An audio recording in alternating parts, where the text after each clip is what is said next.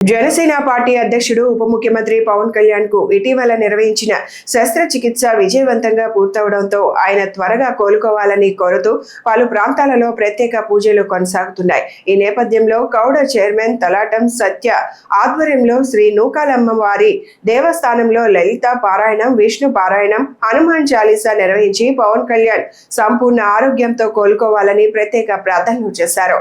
ఈ సందర్భంగా తలాటం సత్య మాట్లాడుతూ ప్రజల కోసం నిరంతరం శ్రమించే నాయకుడు పవన్ కళ్యాణ్ త్వరగా కోలుకొని గతం కంటే మరింత ఉత్సాహంతో ప్రజా సేవలో పాల్గొనాలని ఆకాంక్షించారు. రోజు కాకినాడ సిటీలో 2 టౌన్ కొత్తపేట నూకాల అమ్మవారి ఆలయం వద్ద మా ఆరాధ్య దైవం ఆంధ్ర రాష్ట్ర ఉప ముఖ్యమంత్రి వర్యులు జనసేన పార్టీ రాష్ట్ర అధ్యక్షులు శ్రీ పవన్ కళ్యాణ్ గారు గతంలో భుజం నొప్పితో చాలాళ్ళు బాధపడడం జరిగింది. ఆయన ప్రజాక్షేత్రంలో తిరుగుతూ ప్రజలు సమస్యలు పరిష్కరిస్తూ నిరంతరం ఆయన ప్రజలతోనే ఉండిపోవడం జరిగింది. ఇప్పుడు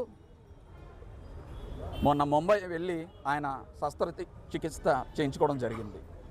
ఆయన ఆరోగ్యాలతో సంపూర్ణ ఆరోగ్యంగా బయటికి రావాలి, తొందరగా ప్రజాక్షేత్రంలోకి వచ్చి తిరిగి ప్రజల సమస్యలన్నీ కూడా ఆయన తీర్చాలని చెప్పి ఈరోజు కాకినాడ సిటీలో అమ్మవారు ఆలయం వద్ద లలిత సహస్రనామం, విష్ణు సహస్రనామం, అదేవిధంగా హనుమాన్ చాలీసా సహస్రనామాలన్నీ కూడా ఏర్పాటు చేయడం జరిగింది.